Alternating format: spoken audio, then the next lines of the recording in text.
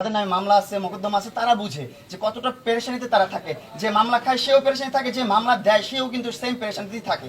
So, আমি তো শেষ করি ভাইয়া, আমি তো শেষ করি, সেম পেরেশানি থাকে। এই পেরেশানিটা শেষ করার জন্যই ওর সাথে আমার কথা বলা, আবার সবকিছু বলা।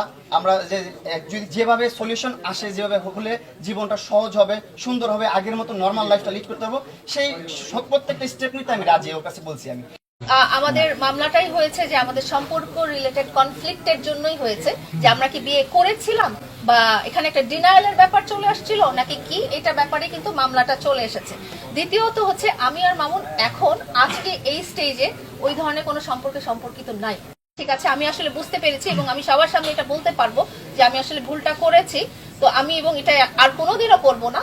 তো তখন আমি ঠিক করেছি যে ঠিক আছে, ও যেহেতু বুঝতে পেরেছে তাকে অবশ্যই সুযোগ দেওয়া উচিত একটা মানুষ হিসেবে। মামুন একজন বাংলাদেশের one of the most famous influencer, তাকে বাংলাদেশের লক্ষ লক্ষ মানুষ ফলো করে। মামুনের জীবনযাত্রায় যদি কোনো কিছু রং থাকে, যদি কোনো কিছু ভুল থাকে, তো তার ফ্যান ফলোয়াররা সেটা দেখে যেন শিক্ষা না নেয় যে আমরাও এই ভুল কাজটা করতে পারি, এবং এই ভুল কাজটা বা এই অপরাধটা করলে যেটার কনসিকুয়েন্স কি হবে বা পরবর্তীতে কি ফেস করতে হবে, সেটা কিন্তু মামুনকে দেখে তারা আজকে বুঝতে পেরেছে। তা আমি মামুনের ফ্যান ফলোয়ার বা আমার ফ্যান ফলোয়ার যারা আছে তাদেরকে বলবো যে আপনারা আমাদেরকে দেখে, আপনারা আমাদের দুজনকে দেখে আপনারা শিক্ষা গ্রহণ করবেন যে ভুল স্টেপে কখনো পা বাড়াবেন না।